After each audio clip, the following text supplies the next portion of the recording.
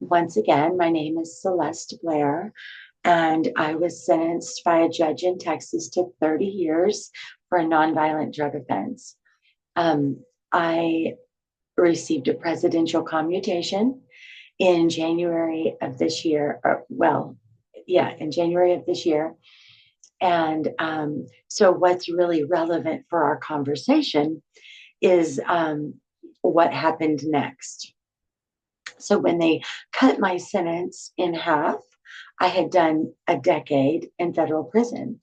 So this means that technically, without the First Step Act or Second Chance Act, I would have still had a couple more years to do.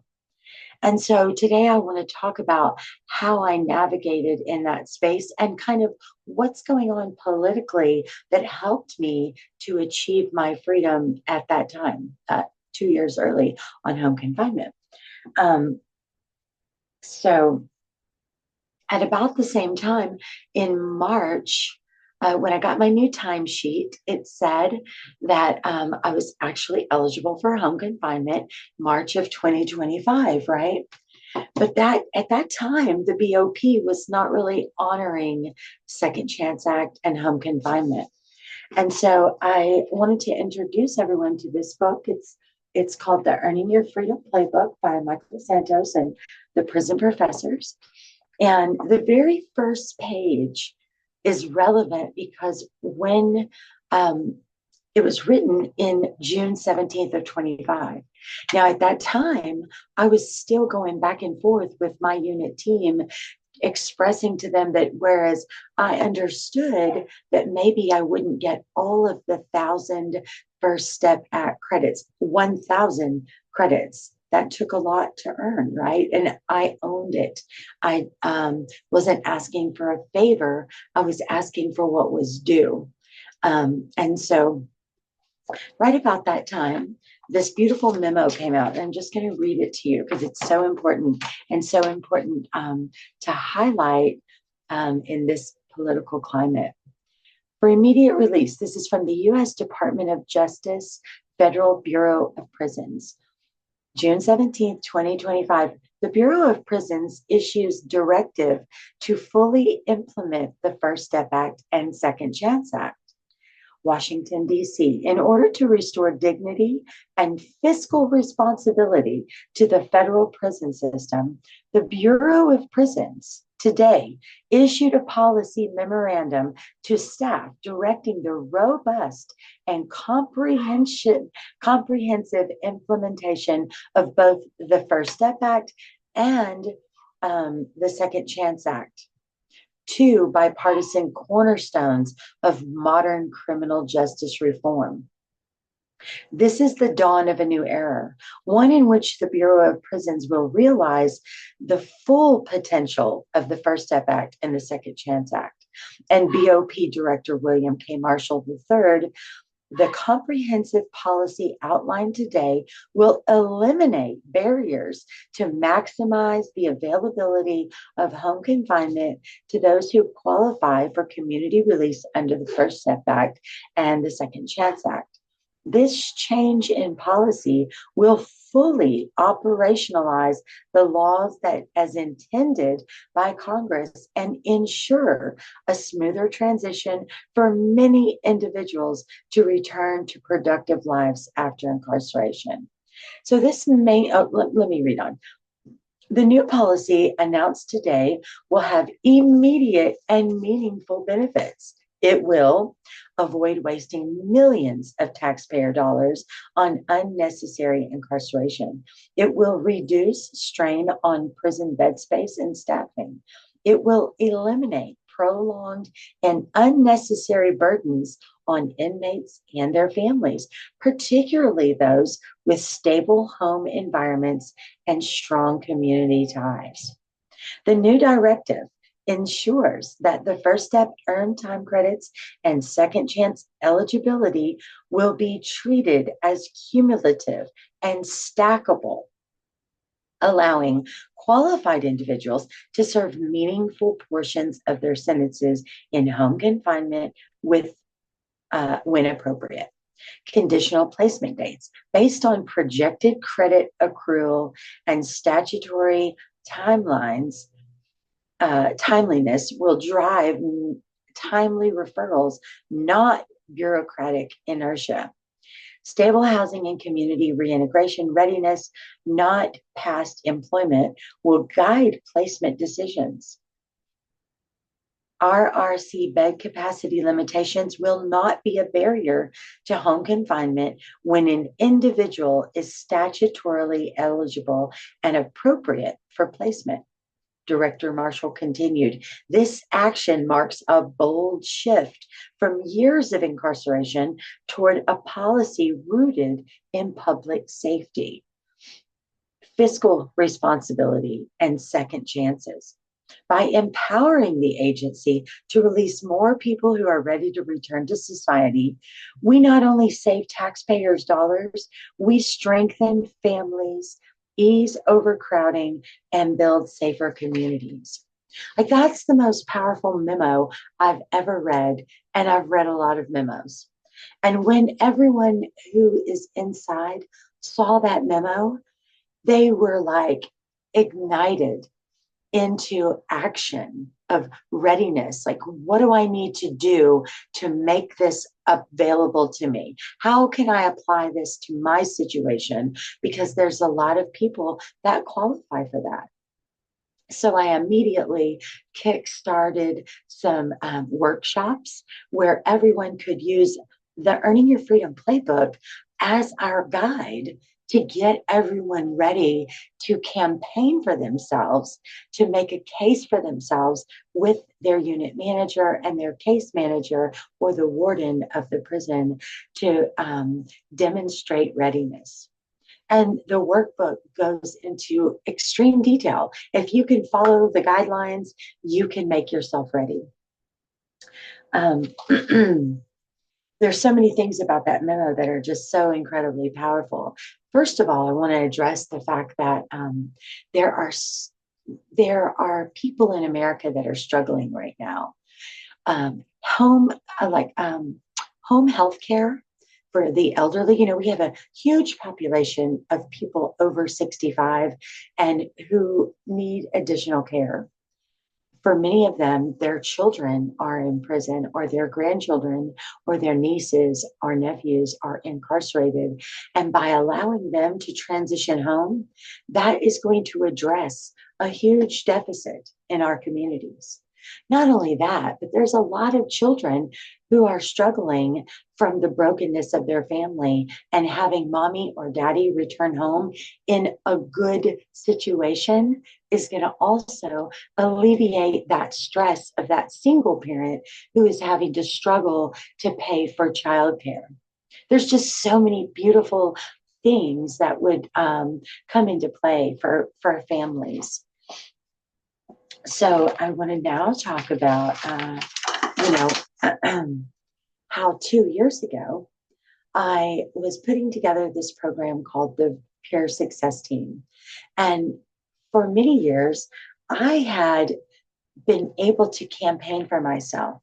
I was networking with FAM and the Can Do Foundation and the Appalachian Book Project, and with Mike Tweedy with Prison Audio.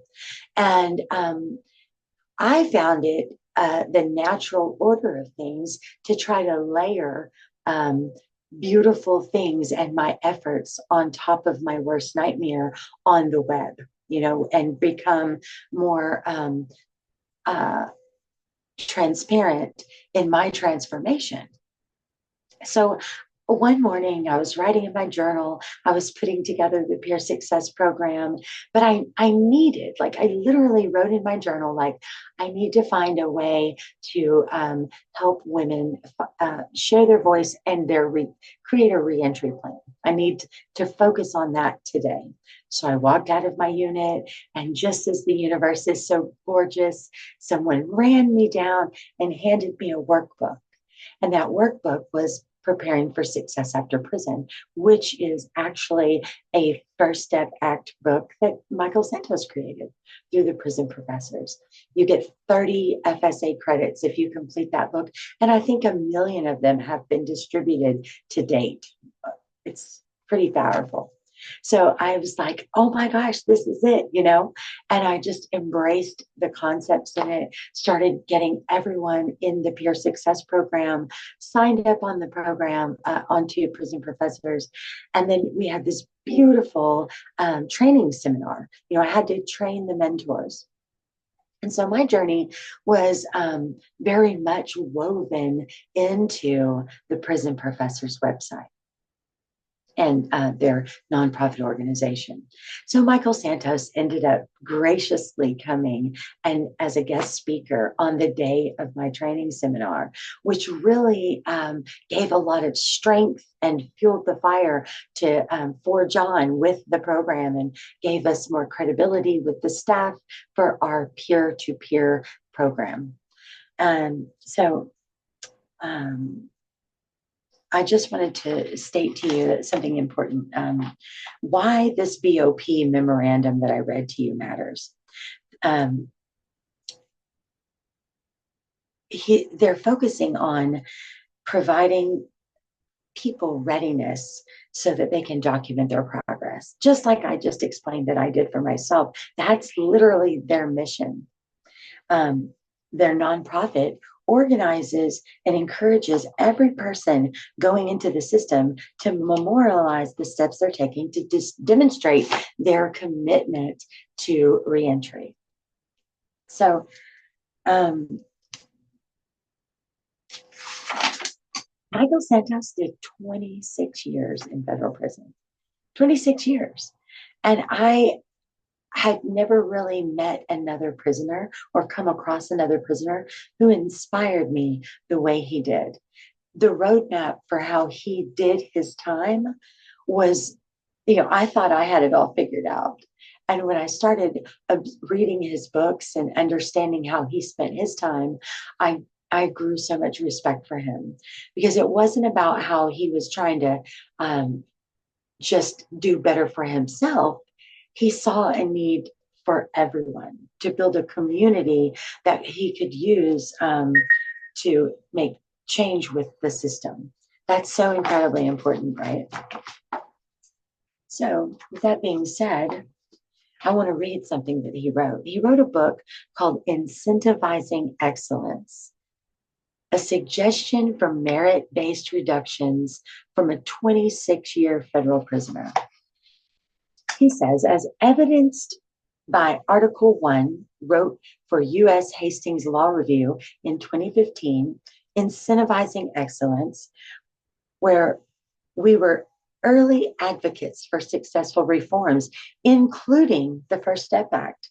We're now pushing for reforms that will open opportunities for all people in prison to earn time credits based on merit, bring work release programs and furloughs for people who qualify, and build mechanisms that will incentivize excellence for all people striving to reconcile with society and demonstrate commitment to live as law-abiding, contributing citizens.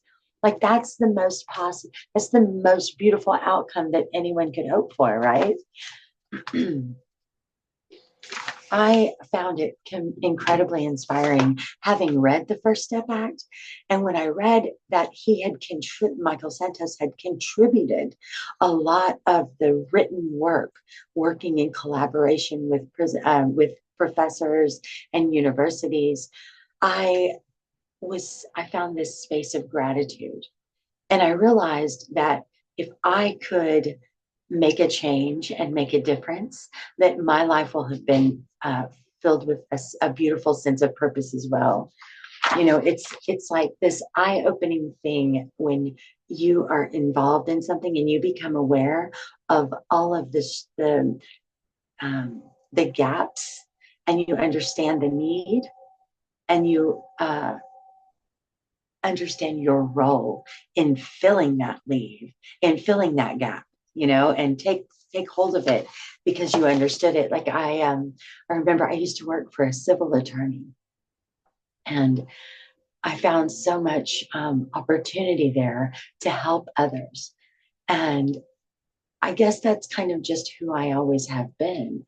And so now that I am volunteering with the prison professors, I am so inspired because my goal is to help prison professors get 10,000 people or more onto prisonprofessors.org.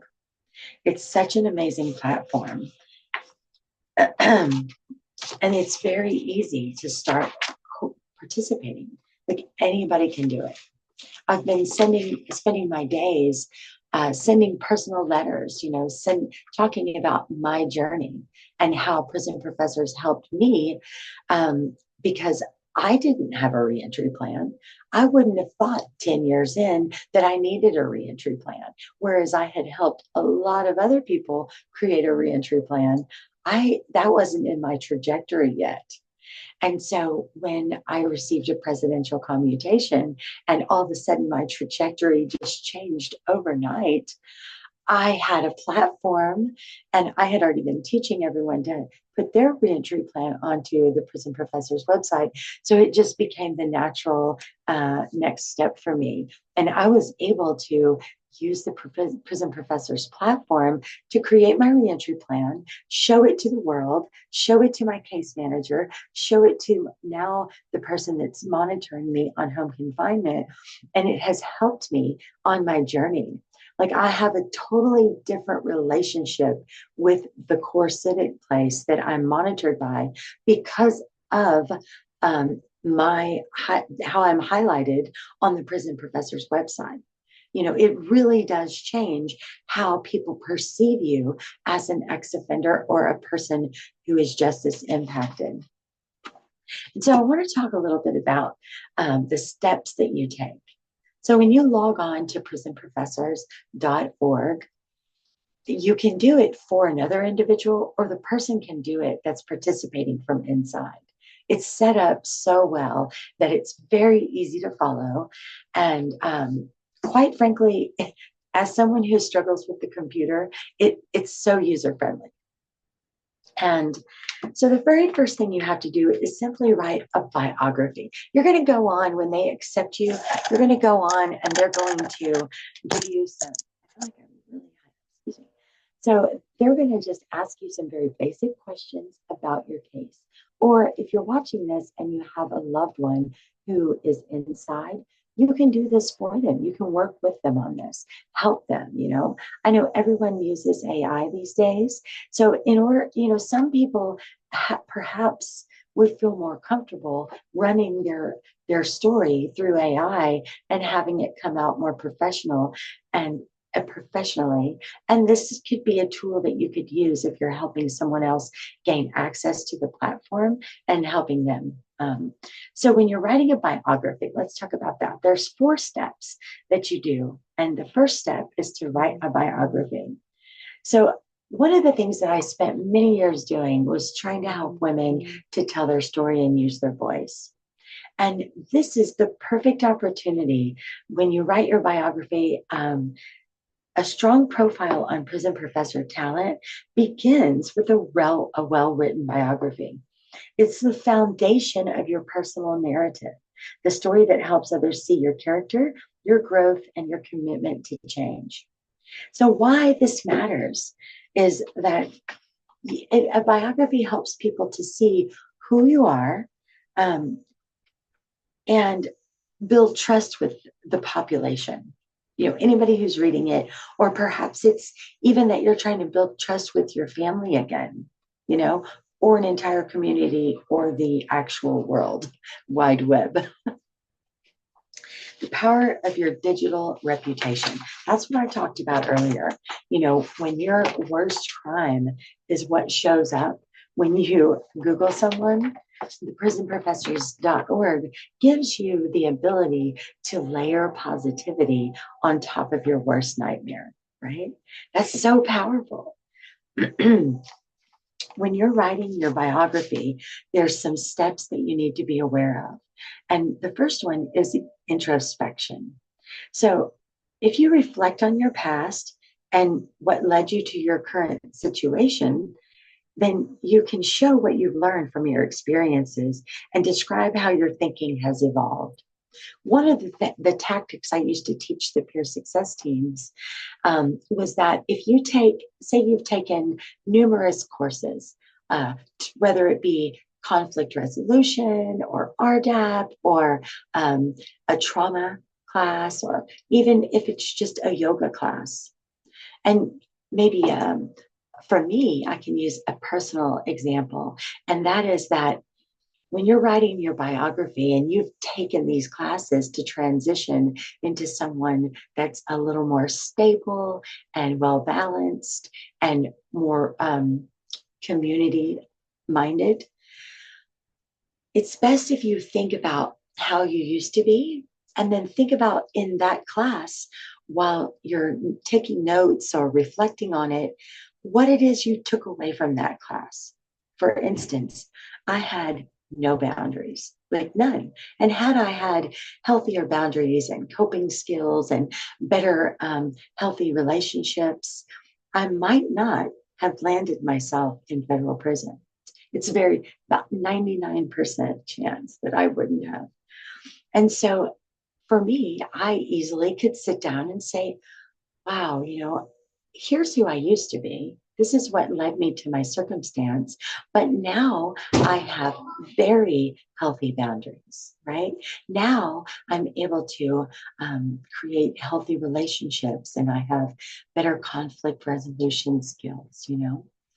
And so these are the things that you want to exemplify in your biography, introspection.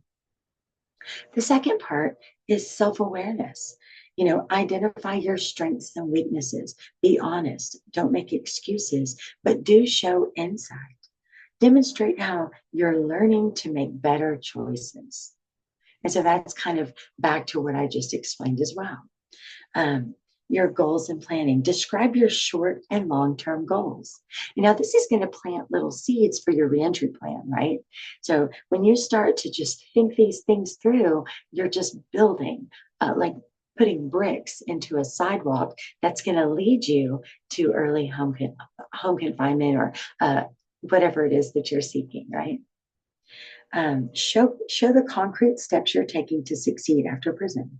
Make it clear that your daily actions align with your future vision. That's one of the things that there when I came upon Mr. Santos or Michael, there were so many things that were like overlapped in our principles.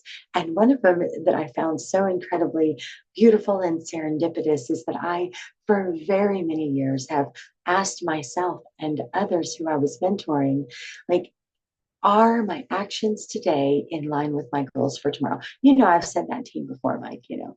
And so that is key when you're really starting to map out your plan for success. So the next thing that we're going to talk about is the second thing you do on the site, which is start to journal. And how to journal in Prison Professor's Talent is very simple, because what they do is Michael sends you daily prompts. So some of those prompts, I'm kind of a tactile visual person. I like to print them out and go to my room and study them, and kind of highlight them and reflect on what it meant to me in that moment, right? So, a compelling profile on Prison Professor's Talent includes more than just a biography. It documents a daily journal of growth. One of the most effective ways to show that journey is by maintaining a regular journal. So, I noticed that sometimes it can be more cost effective if you have someone on the outside help you with your daily journals, and maybe send them a package of letters for them to input if finances are an issue. But one of the things that Michael Santos recently proposed to the deputy director or to Director Marshall was to make it where the platform is absolutely free so that you don't have to use any true links on the inside when you're documenting your journey. And so I just have to give more credit to him again, because it's like he's thought of everything. He understands the struggle. But if you have the luxury, and it goes on to like, I don't want to squirrel off or anything, but it comes down to the brass tacks of putting your money in line with your goals. If you're sitting in federal prison spending money on music, I encourage you to instead use your true units to journal and document your journey. Maybe buy less commissary that week and utilize your money in that way. I firmly believe that you can always follow the money to find out the truth in any situation. And if your truth is that you really are trying to earn your freedom, then your money is going to follow that. And that's the trail that you're going to go down. You're going to utilize the finances you have, whatever it takes to build that strong profile. When people face a prison sentence, they often feel powerless. But journaling puts power back into their hands. It provides a structured way to demonstrate personal growth. I began journaling. This is Michael speaking.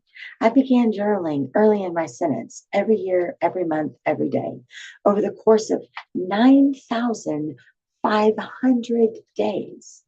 Can you even imagine? I served maybe 4,000 days. I'm not really sure. I can't remember when I added it up, but 9,500 days to where he was on a mission the entire time, figuring out how to create evidence of transformation, right? That's powerful. If you can't be inspired by that, then, I don't know what the deal is because that's inspiring to me. So how you can easily start journaling is that daily they'll send you a prompt. And so it would be something like, in what ways did I work today to prepare for a better future? Write what you learned, how you felt, what you worked on, and what challenges you faced. Over time, these small steps build a powerful story of resilience. He says that journaling and resilience, the 5 steps framework. So he breaks it down so incredibly specifically so that anyone can do it. Number 1, plan. Number 2, prioritize. Number 3, build. Number 4, measure. And number 5, execute. And his motto in this moment is, I'm not waiting for freedom, I'm working towards it. And he encourages everyone to embrace that concept. So I just wanted to say that in the next portion, which is book reports, this is such an important situation to me because we struggle so much with perception, right? There's so much stigma against prisoners and kindness and how they see the world and how the world sees them, right? And reading books and writing book reports really gives this beautiful connectivity, right? If you're a person on the outside and you go onto the prisonprofessors.org and you've read this amazing book and you see that this prisoner has also read that book and you gain this beautiful connection. It's like building a bridge when you see, this is what their take on it was. Well, I respect that. Like, I get that. I thought that way too. There was some similarities there, and this is how we can, in a most beautiful way, build a bridge between prisoners and free persons. Right. And not only that, but when you read a book, especially Michael talks about a lot about reading about Socrates and Nelson Mandela and other great people in history who changed the world, people that changed the world with their words and their concepts. And so when you do that, you're able to gain perspective. Sometimes it's our perspective that makes us hate each other or judge each other. And the more we can find kindness through book reports and studying great people who lived before us, the more we can foster kindness that's going to translate into a better reentry into your community. Right? So, with that being said, I want to talk next about the release plan because that's the next step. So, when you're building a release plan, it matters so much because this is a strong profile on Prison Professor's talent begins with 4 foundational components: your biography, your journal, your book reports, and most importantly, your release plan. The release plan helps others see that you're not just hoping for a better life, you're engineering it. Mind you, these are his words, not mine. I'm just, reading from the book, the most powerful parts of it. So you're engineering your future. And that's what I did. And my story is one of success because clearly it worked. Clearly, I received the best case scenario. The best possible outcome became my life and my journey and my story. And so hopefully someone can be inspired by that. I can be reached at Celeste at prisonprofessors.org. And so if anyone has any questions about the Earning Your Freedom Playbook or about helping someone get onto the website, please reach out to me at Celeste at prisonprofessors.org. So back to the release plan, because this is the most important part. Like we talked about, it's about figuring out how to find, to gain your best possible outcome. So what steps will it take to get there? That's what you have to figure out. But he has that all mapped out for you too. So there's a 7-part planning framework for your reentry plan. Number 1, define success. What outcome are you working towards? This story is different for many, but there's so many similarities. Obviously, freedom is the number 1 answer. Liberty, getting home to your children, getting back to work, whatever it is, connecting with people, or realizing your freedom. Create your plan is number 2. What specific steps will bridge the gap between where you are now and where you want to be? That's so important because so many people become complacent in prison. They just sit around and read books and watch TV. They make friends, they gossip. And instead, I used to just beg them, like, please just leave all that alone. You won't know those people in 10 years, nor will you remember the drama of this moment. Boundaries are so important in federal prison because you have to have those boundaries around you to create a space where you can start to really focus on what matters, what is going to help you define success and prioritize your early action, which is number 3. What can you do first to build momentum? I recommend you get up every day and go work out. Do some meditation, do some yoga, and let your body and mind get into a space that's going to take you into the journaling aspect of your day. Create some space to go in and start journaling about what you're doing, what your goals are, the plans that you're working towards. Maybe you're trying to get into a specific class. Maybe you're taking a class, and maybe you're reflecting on that class, whatever it is. Number 4, build tools, tactics, and resources. What skills, support, and assets do you need? So in the peer success team, we worked on building family connections, creating small business plans, designing nonprofit organizations, and doing resumes. All of those things were part of our mentor program. And that factored in beautifully when we started applying the principles of the prisonprofessors.org website. So here he says, build tools, tactics, and resources. So obviously, you're going to need some skills. A lot of people I found don't know what their skills are, and so it's important for you to start recognizing what I like to say, what is it you bring to the table, right? Everybody brings something different to the table. And it's not about like, figuring out what job you're going to get. It's about figuring out what the long term goals are and seeing what job is going to fall in line with that as you build towards your ultimate goals. Number five, track progress. How will you measure your growth and hold yourself accountable? That's the most important part. Like I was watching a podcast the other day, and the lady is like talking about these lists that everyone makes every day, right? That never-ending list of things to do that never really gets done, you know? And so accountability is key in this situation. And it kind of factors into the part before because they talk about a support team. So a support network is crucial because sometimes when you have that one or two or three persons in your life, when you check in with them and you talk to them and they read what you're writing on the website, they see what you're doing and your goals. And that's a great space to create for that accountability.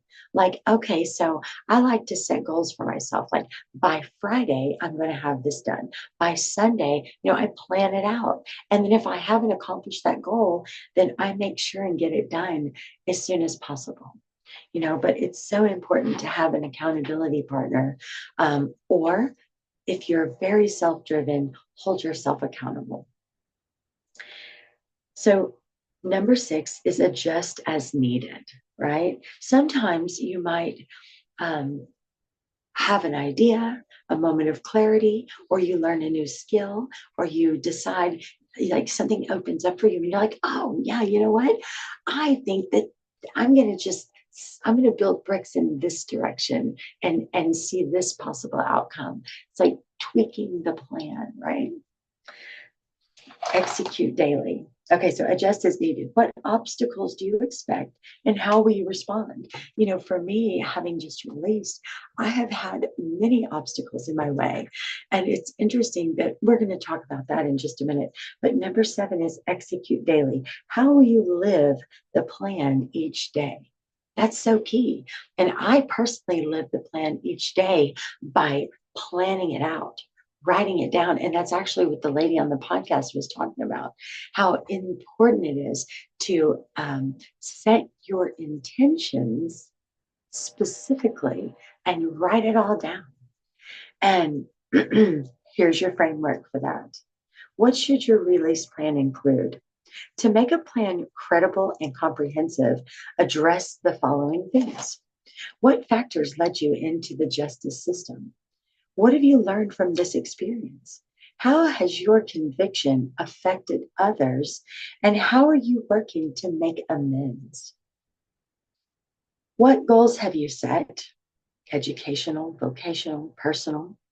How are you holding yourself accountable? What challenges lie ahead? And how will you overcome them? How has your plan evolved since you started? What resources or support systems have you developed? What kind of progress should stakeholders expect from you? And how does your daily routine align with your long-term vision? This is so great, right? I'm going to go through that and I'm going to answer those questions today. I think that's a great idea. So make it iterative. Your release plan and your entire profile is not a one-time assignment. It's a living document. You can update this monthly, quarterly, or annually as your goals sharpen and new challenges emerge. I update mine every day as shown on our website. Think of your work as a personal business plan for success after prison. The more thought and effort you invest in, the stronger your position becomes when you're eligible for reentry programs, compassionate release, community confinement, early termination of supervision release, and employment and support opportunities, or executive clemency. So important, right? And so when I reflect on that, I see where, before I came upon the Prison Professor's site, I was doing some of those things, but it was so eye-opening to get a platform that really broke it down for me and showed me where my strengths and weaknesses were in my efforts to gain freedom. Michael and I joke about the fact that there were so many different people advocating for my early release. The Can Do Foundation, FAM, Women Let's Get Free Foundation, um, several different organizations, and obviously he was advocating for me as well. But I know for a fact that his website was what actually helped me get that last little edge and gain my freedom to home confinement, because I was able to create a visible, workable release plan. And so I really encourage everyone to help those who are incarcerated to get towards this site, to sign on, log on, and make sure that they write testimonials. Um, there's a space on prisonprofessors.org where a person can go on like, hi, this is my niece. I've known her for 15, her whole life. I've watched her in the last year or 5 years or 6 months blossom into someone, she's being accountable for her goals and, saying these things, having that connection. And those testimonials are going to make a huge difference. When you're working to prepare for success after prison, it's not enough to say you've changed. You need others to validate your growth. That's the power of a testimonial. Testimonials provide third party credibility. They help case managers, probation officers, judges, and future employees to see through the eyes of the people who have witnessed your progress. I had so many support letters when I tried to get my presidential commutation and successfully did. And those people are supportive of me today, and it did help with my case manager and on home confinement. It's a real thing. A testimonial is a short written statement from someone who can speak to your character. It doesn't have to have a lot of $20 words or, say that they're the police chief or, anything like that, or, an attorney or, whatever. It can be Aunt Susie who just loves you. It doesn't matter, as long as they can speak to your character, your growth and accountability, your work ethic and consistency, contributions to the community, readiness to live as law abiding, contributing citizens. Mentors, sponsors, people that are like faith members of your community, close friends, volunteers, case managers, the person you work for, any of those people can create a testimonial for you.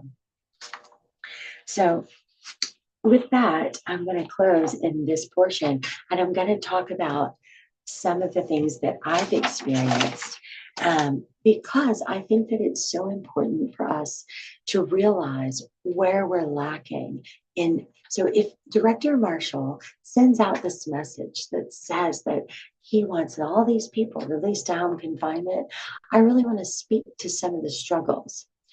I have the best case scenario. I have a partner who supports me. I have a home, a garden, a gym, an art studio. I have everything I need to transition in a way that is comfortable, And I know that I don't have to worry about taking care of any children. There's just a lot of things that make my transition joyful and smooth, yet still, I have had many struggles. And let's talk about the fact that I'm 55 years old, right? I'm not bragging about that. I'm saying that when you're entering the job market at 55 years old, that's complicated. It really just is. And so, whereas I have a beautiful vision of the way I want the next 20 years of my life to play out, and I have prepared in many ways, in every way possible, according to the resources that I had. I completed every course available. I completed RDAP. I created the Peer Success Program, mentor program with 120 women. I am a natural leader and organizer, and I have communication skills that are on point. Right? I know what I bring to the table. I'm extremely organized, self-motivated, and very level-headed. Now, I took a year of NCCER. That's a national accredited kind of a manual labor workforce situation where I took site safety and electrical. I then took a 2-year course in construction and contracting, right? However, that was a paper based course. So when I come home, now I know what I bring to the table. I know the education that I took to line up my goals. And prior to going to federal prison, I used to flip houses with different teams of individuals. I have huge experience. I was involved with a lot of realtors, appraisers, designers. As an artist, I have an eye for detail.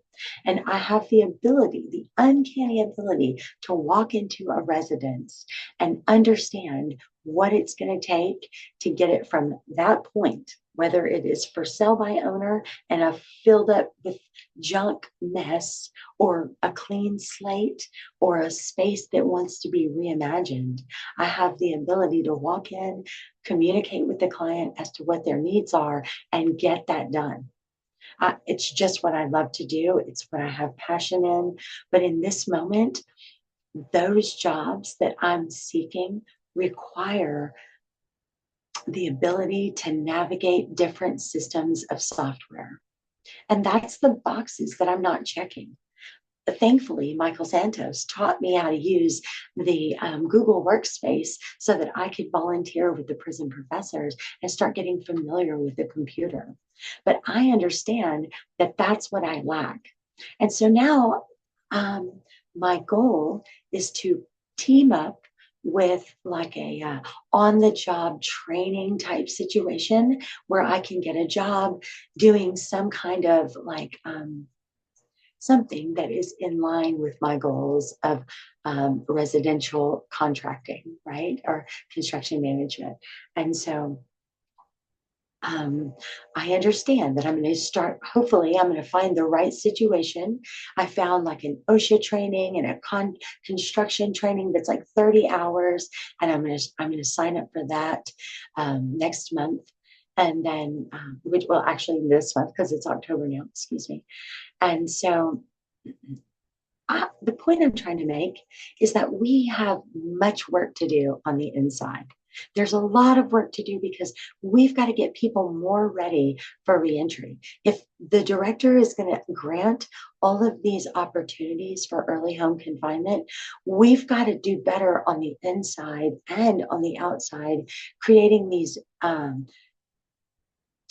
networks that are going to help people come out and not feel so stressed out that they're going to relapse or fall back into old behaviors or connect with old people in order to survive in this very expensive society that we live in.